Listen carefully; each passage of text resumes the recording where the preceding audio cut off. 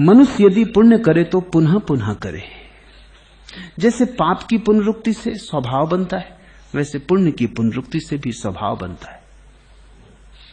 दुख को ज्यादा स्वभाव मत बनाओ, अन्यथा दुखी होते जाओगे। हां, अगर दुखी ही होने का तय किया हो तब अलग बात। सुख को स्वभाव बनाओ।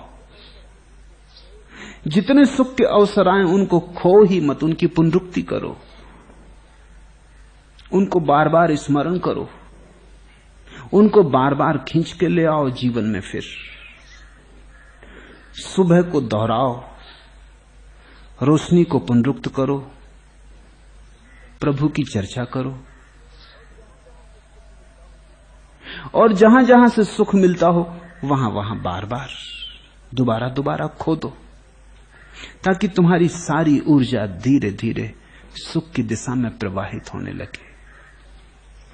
जब तक पाप पकता नहीं, उसका फल नहीं मिलता, तब तक पापी पाप को अच्छा ही समझता है। लेकिन जब पाप पक जाता है तब उसे पाप का पाप दिखाई देता है। पाप का पता चलता है उसके फल में, पुण्य का भी पता चलता है उसके फल में।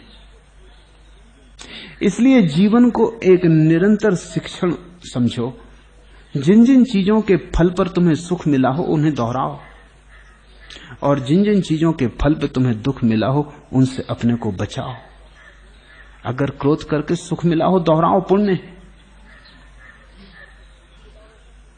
अगर करुणा करके दुख मिला हो बिल्कुल मत दोहराओ, पाप है। अगर दे के सुख पाया हो दो, अगर कंजूस बन के सुख पाया हो रोको। इसको कसौटी समझ लो, लेकिन फल परिणाम पर ध्यान रखो।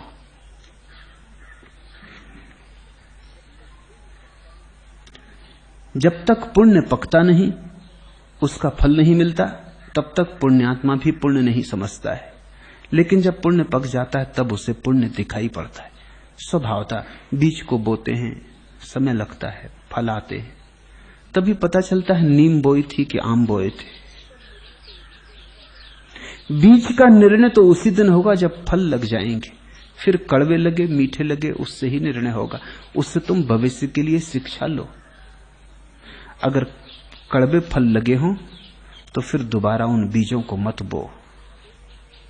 इतनी ही जिसे समझ में आ गई उसने बुद्धत्व की यात्रा पर पहला कदम रख दिया।